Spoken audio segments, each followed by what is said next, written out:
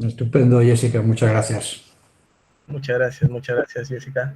Julio, nuevamente, buenos días desde acá de Perú.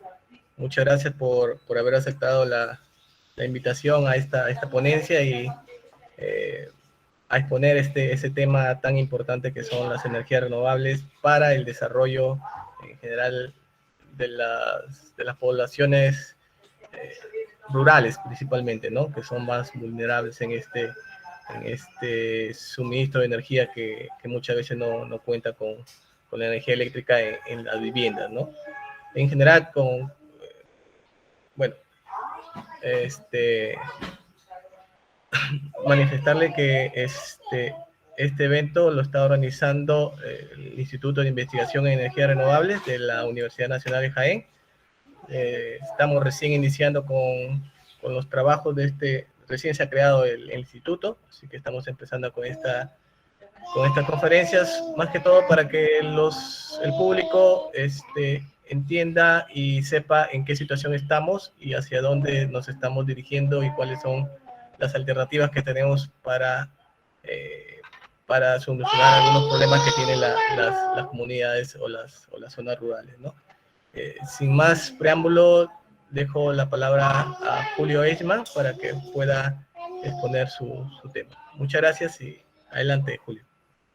Gracias. Bueno, buenos días a todos y voy a tratar de compartir la pantalla y así poder guiarnos a través de una serie de transparencias que tenía preparadas. Vamos a ver si lo consigo sin que cree demasiados problemas. Vamos, un segundo.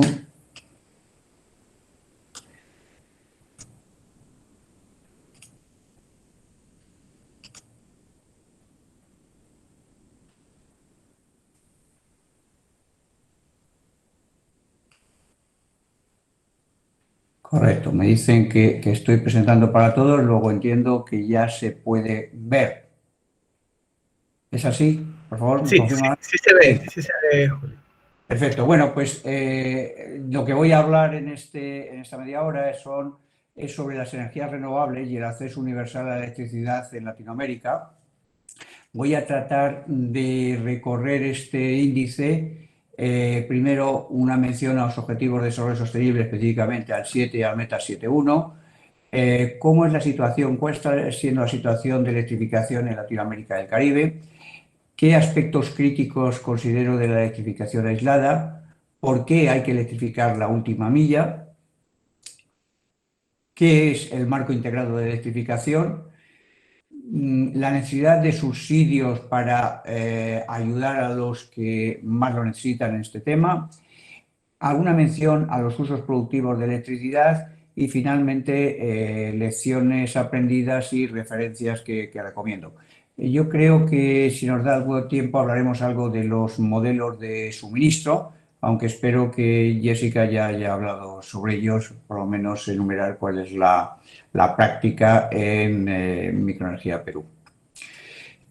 Bien, los ODS, como todos saben, se acordaron en el 2015 por una mayoría sin precedentes de países, un acuerdo general que se proponían para el 2030 cumplir una serie de objetivos que se llamaban los Objetivos de Desarrollo Sostenible. Estos objetivos son 17, a su vez se dividen en metas específicos en cada objetivo y esas metas se siguen a través de indicadores específicos que se van diciendo, que se identifican y que sigue a lo largo del tiempo. Nosotros vamos a centrar en el objetivo 7, que es energía asequible y no contaminante, que a su vez tiene 3 metas. Específicamente me voy a concentrar en la meta 1, que es el acceso universal a esta energía, ¿no? Aquí en esta presentación lo que se pone en manifiesto es cómo el objetivo 7 influye en prácticamente todos los objetivos de desarrollo sostenible, de tal forma que si no se cumplen 7 es muy difícil cumplir muchos de ellos, porque hoy en día la electricidad es imprescindible para la educación, para la salud, para tener un empleo digno, donde muchas veces se exige que se tenga un nivel de alfabetización digital y que ello se puede suministrar a través de tener dispositivos electrónicos y conectarse. de acceso, de acción por el clima, el objetivo 13, sin olvidar que el impacto que las energías pueden tener, las energías no limpias están teniendo como emisiones de gases de efecto invernadero para el cambio climático, y el objetivo claro, muy reciente, a través de la última COP en Glasgow, de que hay que reducir ya de forma urgente, bajo un concepto que se ha definido ya de emergencia climática. Por tanto, acceder a esas energías renovables, sostenibles, eso es absolutamente básico. Dicho esto, brevemente el enunciado del objetivo 7 sería energía sostenible, asequible, moderna y segura para todos. Veremos cómo el binomio sostenible-asequible es importantísimo cuando hablamos de acceso a la energía. Dicho eso, ¿cuál es la situación en América, en Latinoamérica y el Caribe? Pues aquí hay un cuadro, le muestro un cuadro de indicadores, cuál es la situación de la región, donde se habla de la superficie, la población de 642 millones de habitantes, el 81% es urbana y el 19% es rural actualmente, cuál es su Producto Interior Bruto. ¿Qué es lo que ha pasado en 2020, donde ha caído el Producto Interior Bruto un 7,7%, cosa sin precedentes desde hace muchísimo tiempo? Bueno, pues el resultado de la pandemia del coronavirus, que ha hecho que el impacto sobre la economía sea muy marcado. Pero no solamente sobre la economía, sino principalmente sobre las personas. Latinoamérica tiene alrededor de un 8% de la población mundial y, sin embargo, se ha visto golpeada con el 30% de muertes que se han producido en la pandemia. Evidentemente, aquí el 7,7% de caída del Producto Interior Bruto se está viendo sus efectos económicos, pero los efectos humanos han sido mucho mayores. Y después, un dato que nos parece que es el que hoy nos interesa especialmente, que es el ratio o el porcentaje de electrificación, ¿no?, que se cifra en 97,1%. Pues yo estas cosas no hago mucho caso, pero es una evaluación que reportan todos los diferentes países y que se consolida en esta cifra, que nos dice dos cosas, aunque no sea 97 y sea algo similar. Es, primero, hay una buena electrificación, o sea, está el ratio de electrificación, la tasa de electrificación es elevada, solamente un 3% de esa población no tiene acceso a energía, pero 3% es mucha población, son 18 millones de habitantes, es mucha gente, ¿no? Por otro lado, también un dato que remarcar, que no tiene más trascendencia de lo que vamos a hablar, que es el consumo de electricidad por habitante y año. Son 2.087 kilovatios hora, que es bastante inferior a la media global. Es decir, que los que tienen conexión a la red hacen poco uso de la electricidad. Sabiendo que la electricidad es un parámetro básico para la transición energética que estamos afrontando, para la electrificación o descarbonización de toda la economía, pues este es un ratio que podría ser preocupante. Y si vemos los 18 millones y medio de personas que no tienen electricidad, cómo se distribuyen, pues vemos que México, con una tasa de electrificación del 98,8%, sin embargo, tiene 1,5 millones, más de 1,5 millones, casi 1.600.000 personas sin acceso a la electricidad. En Centroamérica baja la tasa de electrificación al 93%, pero hay casi 4 millones de personas sin electricidad. En Caribe se lleva la palma con una electrificación baja del 89,8% y 7.200.000 personas sin electricidad. Aquí, desde luego, es con diferencia de los 7 millones, pues prácticamente 6 y pico están en Haití, donde es un caso muy específico, una problemática muy específica. Y lo que es Sudamérica, la tasa aumenta al 97,3%, no llega tanto como México, pero nos encontramos con 5.378.000 personas que no tienen acceso a la electricidad. Como estaba diciendo, estas cifras son aproximadas. Yo creo que en algunos países es muy difícil tener la idea, porque ni siquiera se sabe cuál es el número de habitantes específicos que está ocurriendo, por ejemplo, en la Amazonía, ¿no?, donde Brasil tiene unas cifras aproximadas, pero bueno, no deja de reconocer bueno, que no tiene las cifras, no hay un balance claro hecho al día de hoy. Bueno, pues este es el panorama de Latinoamérica, que lo podemos resumir en estos tres mensajes, que es el 18,1%, el 18,1 millones de personas no tienen acceso a la electricidad. De los que tienen acceso a través de la red, 65 millones están con unas condiciones malas de servicio, por la calidad del servicio, por interrupciones, etc. De esos 18 millones sin electricidad, están concentrados en áreas rurales el 90%, y se identifica con que los sistemas fuera de red son los más adecuados para resolver este problema, y al menos el 40% de este gap lo deben de cubrir en Latinoamérica. Esto puede ser un porcentaje bajo, pero posiblemente lo deforme el caso de Haití, donde hay mucha conexión que se puede hacer con red sin ningún problema. Y entonces, en algunos países, sobre todo con tasas de electrificación alta, la solución off-grid será mucho más que el 40% del gap de cada país. Y de estas soluciones aisladas, el 30% se estima que pueden ser mini redes y el 70% son sistemas domiciliarios. Pero ¿qué es lo que está pasando últimamente con tasas altas de electrificación? Pues lo que está pasando, y el ejemplo en la derecha tiene un gráfico que muestra la realidad de los últimos años en un país concreto, que aquí no hemos querido identificar, es que pese al esfuerzo de electrificación llega un momento alrededor del 2010 que se estabiliza, que no se avanza adecuadamente, y no se avanza por diferentes motivos que ahora veremos, pero esto es lo que está ocurriendo hoy en día. Por lo tanto, los 18 millones, hace poco eran 20 millones, se están moviendo alrededor de esa cifra, y hace falta un enfoque diferente para conseguir el acceso universal. Bueno, yo aquí tengo que pedir excusas porque algunas de estas transparencias las he usado recientemente para algunas otras presentaciones, en este caso para IEEE PowerTech, que hice una presentación en el último evento que hubo en junio, y están en inglés, pero bueno, yo creo que no hay ningún problema y sobre la marcha voy a ir comentando también.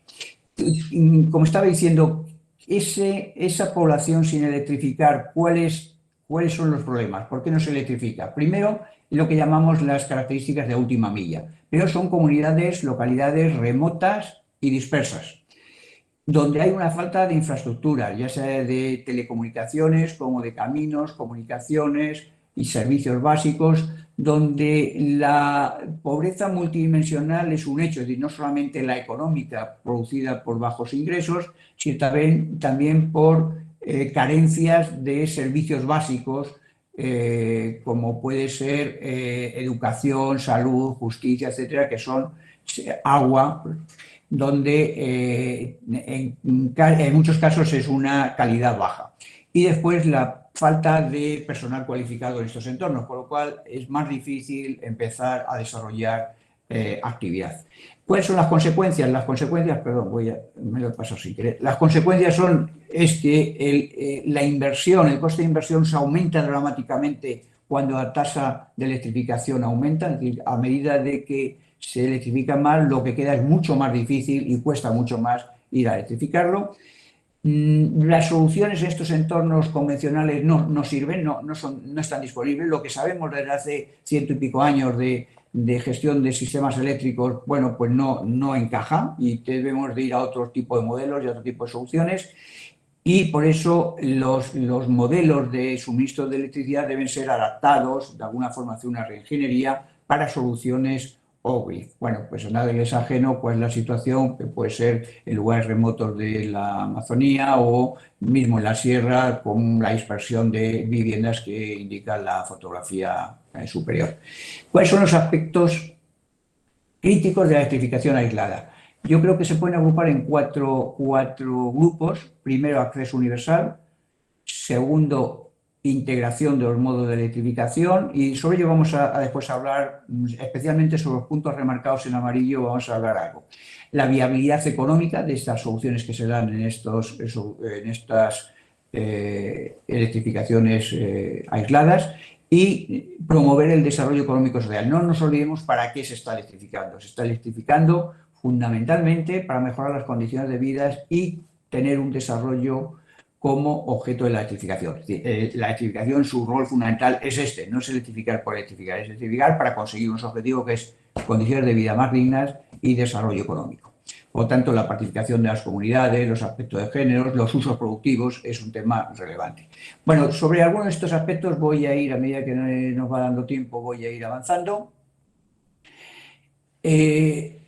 La pregunta que surge es, bueno, si tan difícil es y tan pocos quedan relativamente en porcentaje, después hemos visto que en valor absoluto es un valor relevante, ¿por qué empeñarnos en electrificar la última milla? Y aquí la última milla, y aquí pongo tres razones. Primero, porque es un compromiso que han cogido los gobiernos, los estados, que han firmado los Objetivos de Desarrollo Sostenible. Bajo el lema de no dejar a nadie atrás, lo que se ha pretendido es poner el imperativo de eliminar la discriminación y reducir las desigualdades dentro de cada país y entre los países. Y este es el corazón del sistema de Naciones Unidas, los esfuerzos para conseguirlo, la Agenda 2030. Por lo tanto, hablamos de acceso universal. Y universal es 100%, no es 99,9%, es 100%. Y, la segunda razón es porque, de hecho, se está creando una discriminación de estas comunidades con respecto a los que están conectados a red. Los que están conectados a red se les da la oportunidad de ser suministrados eléctricamente, mientras que a los que no están conectados a red no tienen esa posibilidad. Eso es una discriminación clara en cuanto a condiciones de partida. Y la tercera es porque la gente más necesitada, los que necesitan más de la solidaridad del resto de los ciudadanos, son estos que están en situaciones tan extremas y en muchos casos, como hemos visto, con unas condiciones de pobreza multidimensional. Por lo tanto, yo creo que cuando se muestra por parte de algunos la satisfacción de que se ha conseguido un alto porcentaje, hay que mirar no que se haya conseguido el alto porcentaje, sino los que quedan, cuánto significa, y cada uno tiene nombre y apellidos, y cada uno de ellos es la obligación que tienen los estados firmantes de conseguir llevarles una electricidad básica que sea sostenible y asequible. Con respecto a modos de electrificación, el modo clásico ha sido extensión de redes interconectadas y eso lo sabemos hacer desde hace mucho tiempo, los procesos están muy claros y va muy bien. Pero últimamente, como desarrollas tecnologías, pues hay dos posibilidades más. Una es las mini redes aisladas, donde se pone una central de energía renovable y se distribuye a una zona. También vale para lo que llamamos hibridar una microred, cuando hay un generador que se sustituye por una central fotovoltaica o algún otro tipo de generación sostenible. Y, por tercero, los sistemas individuales aislados. Y no son alternativas unos de otros, sino que en cada caso hay que estudiar cuál es el óptimo. Si se va con redes en sitios donde parece que no tiene sentido, lo que se hace es una inversión fuerte inicial que va a estar infrautilizada y que en algunos casos ha dado problemas, como es el caso de que las redes primero consumen muy poco y el resultado es que los ingresos son muy bajos. Las empresas distribuidas hacen un esfuerzo por rentabilizar porque les exigen resultados y lo que ocurre es que ante incidencias su respuesta, su inversión en operación y mantenimiento es baja. Como consecuencia lo que crean es desánimo, desafección y problemas. Por tanto, hay que ver cuál es lo más adecuado en cada caso. Las miniredes tienen más sentido cuando hay población concentrada, cuando hay una población dispersa no hay más remedio que ir a sistemas individuales. A todo esto, cómo cada demanda se suministra con un modo de electrificación diferente, es lo que hemos llamado el modo integrado de distribución, de tal forma que lo ideal sería tener una zona concesionada con un contrato y una obligación específica de cubrir esa zona en cuanto a cobertura eléctrica con cualquiera de los tres modos y gestionar los tres modos. No es fácil siempre porque los sistemas aislados, como hemos dicho, su modelo de suministro es ligeramente diferente y requiere una cierta especialización y conocimientos específicos para implementar este tipo de soluciones. Pero en todo caso se puede llegar a consorcios o acuerdos entre diferentes actores para cubrir esto. A la derecha está un gráfico que es concretamente un gráfico de la provincia de Jujuy en Argentina, donde se han implementado desde hace tiempo estos tres modos de electrificación. Y aquí, por los diferentes colores, tiene identificado qué cosas van a ir con redes, qué cosas van a ir con microredes y qué cosas van a ser aisladas, qué demanda va a ser aislada. Y todo ello sobre el mismo territorio. O sea que yo creo que ese es un tema por ahí. Otro tema que es tabú y que me gustaría comentar, la necesidad de subsidio. No es posible el acceso universal a la energía sin un subsidio que complemente la tarifa que abona el usuario para cubrir el coste total de la cuestión del servicio eléctrico.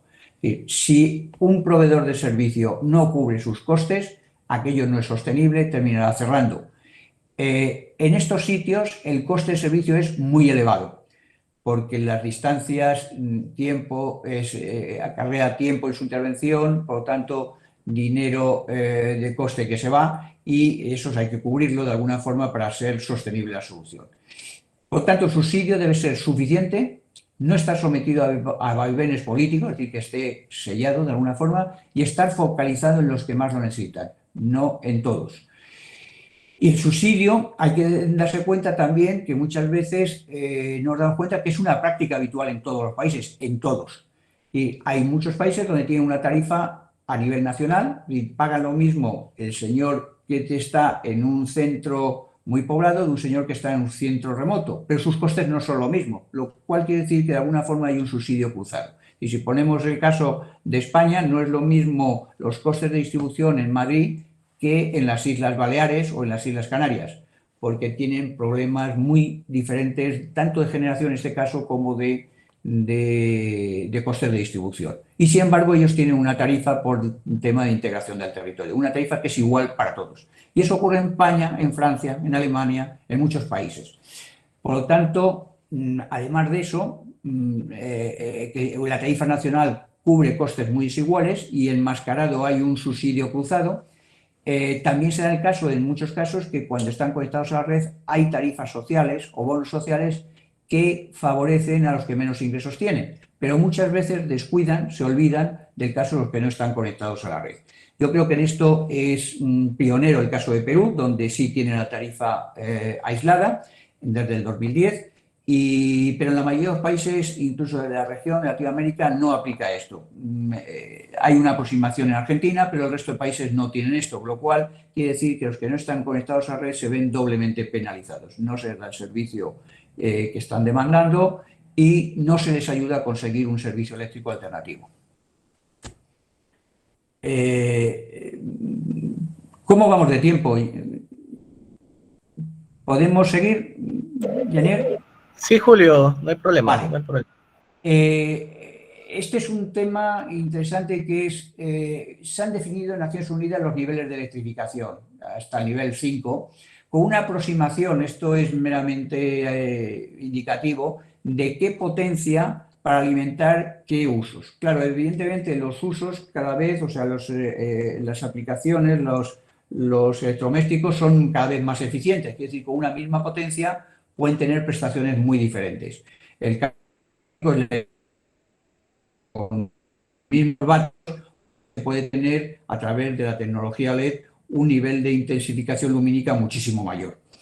Pero bueno, teniendo en cuenta eso y que eso es evolutivo, que se va progresando, estos 5 niveles se han establecido como el nivel 1, que es un foco puntual de iluminación, el nivel 2, donde ya es un foco, ya es una iluminación general, más pequeños electrodomésticos tipo televisor, ventilador, etcétera. El nivel 3 ya son electrodomésticos de mayor volumen, estamos hablando de más de 200 vatios de potencia de los sistemas.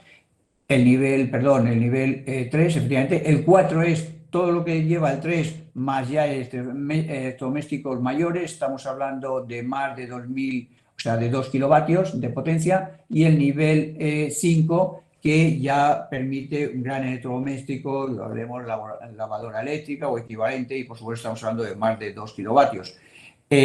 También con horas de servicio diferentes que van aumentando. Lo importante de esto es, lo más importante de estos sistemas es que tenga la propiedad de escalabilidad. Es decir, que sobre un sistema pequeño se puede ir ampliando y llegar hasta el máximo nivel. Y hoy en día la tecnología lo permite.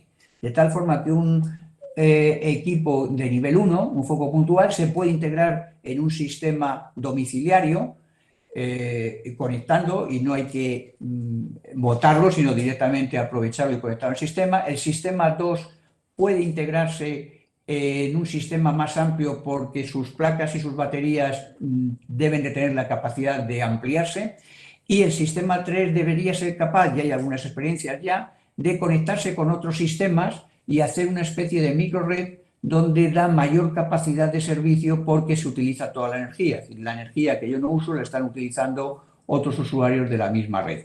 Y cuando finalmente y felizmente llegue el caso de que llegue a la red nacional, se debe de poder conectar esta microred a la red nacional, como ya está ocurriendo en algunos países. Yo diría países además desarrollados, donde ya se tenía la red nacional, pero ha ido evolucionando en sentido inverso. Es decir, han ido instalando paneles, han ido creando microredes y utilizando la red como intercambio de energía para vender sobrantes o comprar en los casos de déficit.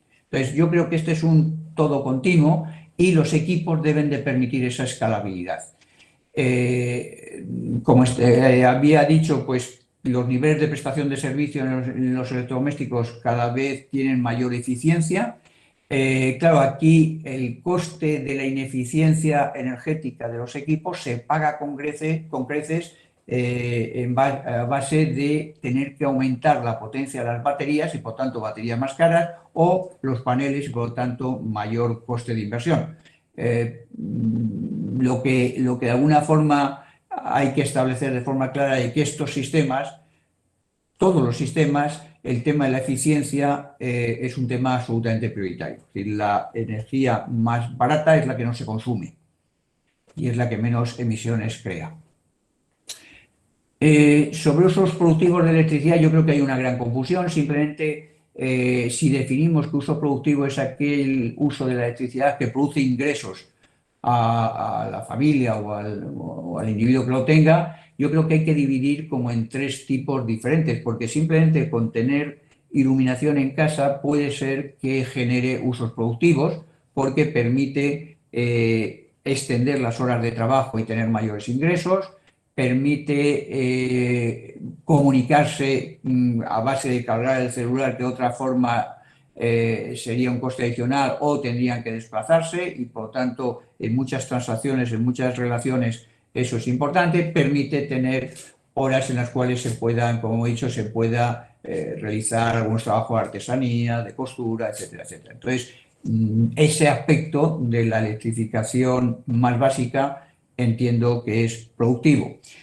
O el cuidado de los animales en determinadas condiciones, etc. Después hay un segundo nivel que son equipos específicos. Es lo que llamo aquí pues, la bomba solar, por ejemplo, o las cercas solares, que son equipos muy especializados, pero que permite en la bomba solar pues, disponer de agua para riego y aumentar las cosechas y generar más ingresos. O en el caso de cercas para el ganado, permite parcelar y aumentar la producción de leche, por ejemplo, en el caso de las vacas. Bueno, hay una serie de equipos, también la molienda, equipos solares para molienda de grano, etc. Y por último, hay unos usos productivos ya mucho más avanzados, donde requiere mucha más inversión y que son específicos y que no se hace con sistemas estándar, sino que tienen que ser dimensionados específicamente para usos específicos, como puede ser el tema de tratamiento del café o del cardamomo o bueno, cualquier producto agrario que ya no a nivel familiar, sino posiblemente a nivel de cooperativa es necesario utilizar. Y para ir acabando, pues lecciones aprendidas. Yo llevo, no sé, 15 años, 16 años dedicado al tema este. Bueno, anteriormente también, pero desde el punto de vista de una empresa eléctrica, que es ligeramente diferente. Digamos, he estado en el sistema conectado y desde hace 15 años sistema aislado. ¿Qué es lo que puedo, si tuviera que resumir temas básicos, lecciones aprendidas? Primero, los problemas complejos, y el acceso a electricidad de comunidades aisladas es uno de ellos, requieren la colaboración de diferentes actores. No es solamente un tema de técnicos, no es solo. Hay que estar abierto a colaborar porque hay que entenderse con con comunidades que tienen su propia cultura, su propia forma de resolver las cosas. Hay que escuchar, hay que aprender, y todo esto no es un tema exclusivamente de números de ingeniería. El otro tema es, digo aquí, lo mejor, es un dicho: mejor es enemigo de lo bueno. Muchas veces queremos ser ambiciosos y lo único que hacemos es retrasar la solución. Si vamos pensando en que en sitios muy remotos el nivel de electrificación que queremos implantar desde el principio es elevado, lo único que hace es que los costes se disparan. Y eso significa que no hay presupuesto, y eso significa que se demoran las soluciones. Por lo tanto, es preferible empezar de pequeño y crecer, que no das cuenta que el sistema de nivel 2, pues su coste es muy razonable, se puede implantar fácilmente porque es muy manejable, son elementos no pesados, baterías de litio, LED de alta eficiencia y sistemas de prepago. Entonces, todo esto hace que se pueda implantar en sitios muy remotos, como es el caso que está haciendo Acciona Microenergía Perú en la Amazonía, en el río Napo y en otros, y esto permite que en el futuro, a medida de que las necesidades son mayores, se pueda ampliar con un segundo sistema en paralelo, poder interconectar entre ellos, etcétera, etcétera. La tercera lección es: la electrificación rural es principalmente un proyecto social, no es un proyecto técnico. En esto yo creo que nos hemos dejado llevar porque las redes en general es técnico y hablamos del Ministerio de Energía y Minas, pero la electrificación rural, su cuello de botella no es la tecnología, su cuello de botella es la interacción con las comunidades, cómo se mantiene aquello, cómo se va a hacer sostenible ese proyecto a lo largo del tiempo y que no sea un tema de un solo día. También creo, estoy convencido, y en Perú se ha hecho bien, que la electrificación aislada fuera de red debe regularse. No debe dejarse simplemente como un sistema de compraventa de equipos, porque va mucho más allá su trascendencia de compraventa de equipos. El usuario del servicio eléctrico aislado debe abonar una tarifa a la microempresa especializada en servicio aislado. ¿Por qué debe abonar una tarifa? La tarifa tiene que ser asequible, es decir, tiene que ser menos de lo que se gastaba a mejor en condiciones energéticos alternativos antes de tener energía eléctrica, pero debe de abonarlo porque eso le empodera, eso le hace que sea un usuario y que tenga sus derechos de reclamación, etcétera. Por tanto, hay que regularse. Y sobre todo la calidad también, que es otro tema crítico de estos equipos. Y las donaciones, que son imprescindibles, desgraciadamente, para gente en condiciones extremas donde no tienen las más mínimas posibilidades de contribuir, pues son necesarias. Hay que considerarlas, pero están fuera de lo que estamos hablando en cuanto a modelos sostenibles de servicio eléctrico. Y la clave de todo, que es el equilibrio entre asequibilidad, es decir, la posibilidad de yo poder acceder a ese servicio, y la sostenibilidad, es decir, que ese servicio sea social, ambiental y económicamente sostenible, perdurable en el tiempo. En estos entornos únicamente se pueden lograr a través de subsidios, que pueden ser subsidios cruzados, es decir, subsidios del resto de usuarios que están consumiendo mucho o consumiendo mucho más, y por lo tanto un recargo parcial, como es el caso del FOSE en Perú, pues puede beneficiar a estos colectivos. Únicamente, ya para finalizar, recomendar estas tres, al que esté interesado, estas tres referencias. Empezando por la derecha, son del 2021, o sea, de este año, menos la primera, que fue en diciembre del 2020. La primera es un estudio que se hizo para el gobierno de Colombia para la electrificación de zonas no interconectadas, que son zonas donde anteriormente estaba la guerrilla y que no tienen servicio eléctrico, donde se hace un análisis de experiencias internacionales en la aplicación de modelos innovadores de acceso a la energía. Ahí se desarrolla con mucho más énfasis y mucho más detalle lo que he venido comentando. El del medio es un documento publicado recientemente entre la Asociación de Electrificación Rural y el Banco Interamericano de Desarrollo, que es cuál es el estado del mercado de off-grid, de energías renovables off-grid en Latinoamérica y el Caribe, y hace hincapié en tres países: Haití, Guatemala, quiero recordar, y el otro no lo recuerdo, pero sobre todo tiene un capítulo primero viendo cuáles son las condiciones globales. Y el último, el de la derecha, llamamos los ODS 7 en Iberoamérica, estuvo financiado y apoyado por la Secretaría General Iberoamericana, por la Asociación de Reguladores de Iberoamérica, Reguladores Eléctricos de Iberoamérica, y por la Mesa de Acceso Universal a la Energía, en la cual participa mi organización. El título es ODS en Iberoamérica, alcanzar la última villa. Ese es el reto que se presenta, es el reto que se presentó es el documento que se debatió en la última cumbre iberoamericana ante los jefes de Estado y de Gobierno y con la idea de impulsar que haya voluntad política para asumir este tipo de problemas. Y yo creo que con esto he cubierto mi hora con creces, me he excedido un poquito y estoy a disposición de preguntas que se crea oportuno. Me quito de esto. Muchas gracias, Julio. Muchas gracias por la exposición. Sí, si hay alguna pregunta al público, puede activar su micro o escribirlo en el chat, no hay problema.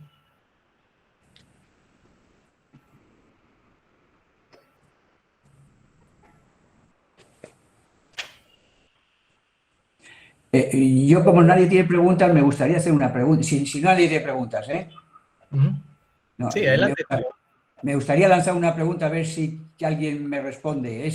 Más que pregunta es buscar, bueno, si es una pregunta de mi parte, me gustaría oír qué opinan sobre que la gente más pobre en la sociedad, que son gente que está en comunidades rurales remotas o de las más pobres, tengan que pagar por un servicio eléctrico, ¿no?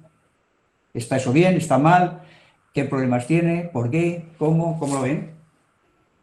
Oye, definitivamente sabremos si alguien contesta si están vivos y detrás de las cámaras o han dejado la foto y se han ido, ¿no? Esperemos a ver su respuesta de algún comentario al público.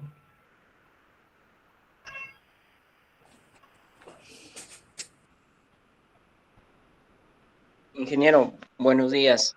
Buenos días y muchas gracias. ¿Podría repetir la pregunta?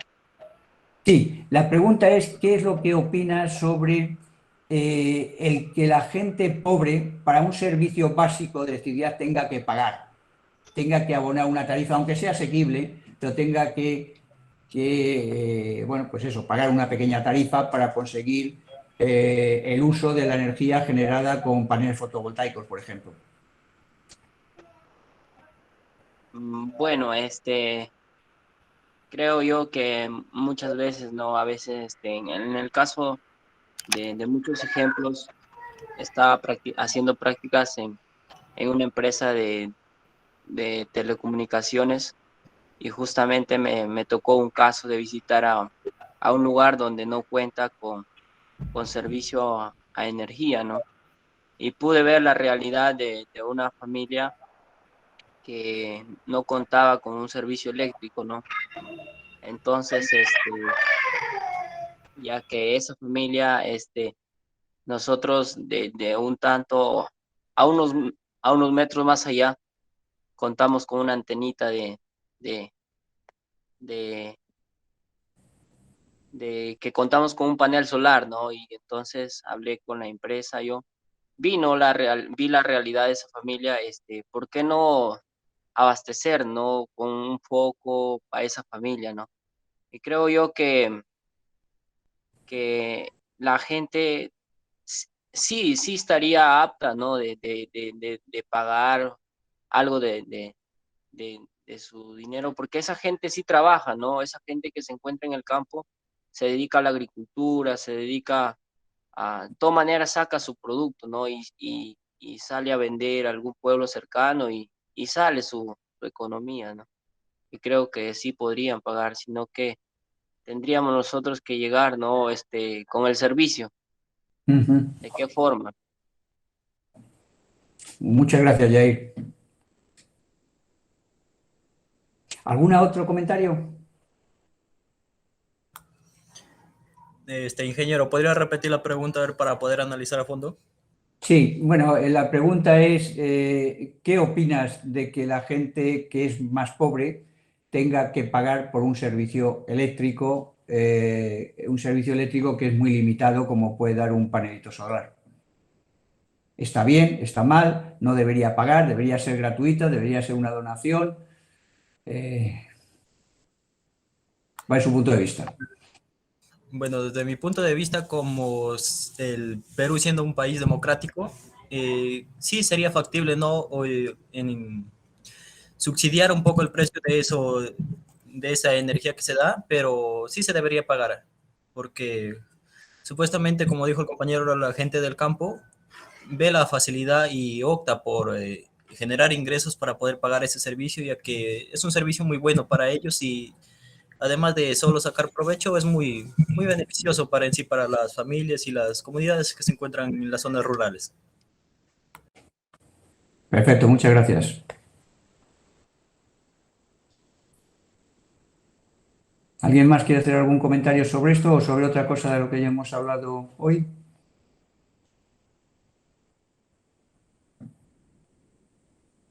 A Jessica no le pregunto porque sé lo que me va a contestar, ¿eh? Bueno, efectivamente, como decíais, están dispuestos a pagar siempre y cuando sea una cuota razonable y, por tanto, nosotros decimos asequible. Pero tiene un efecto muy positivo y es que el pagar en un sistema regulado, como es el caso en Perú, lo que te habilita es a tener derechos, a poder reclamar. Cuando te lo donan no puedes reclamar. Es decir, bueno, me han regalado esto, pues bueno, lo uso, no lo uso, lo pongo, no pongo. Cuando sabería, pues se acabó la historia.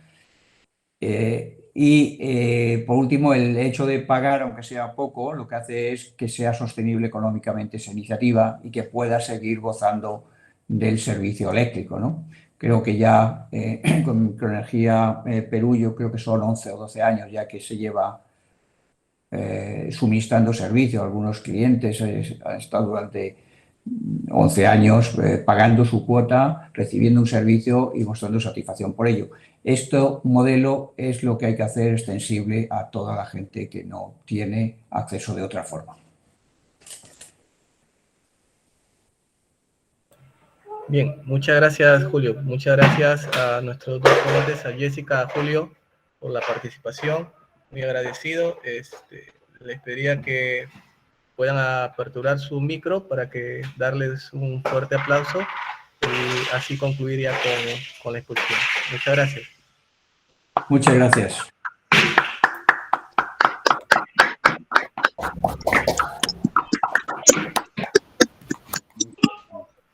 Muchas gracias, encantado. Muchas gracias. Una oportunidad de vernos las caras. Gracias, ingeniero Julio. Gracias. Gracias. Hasta luego.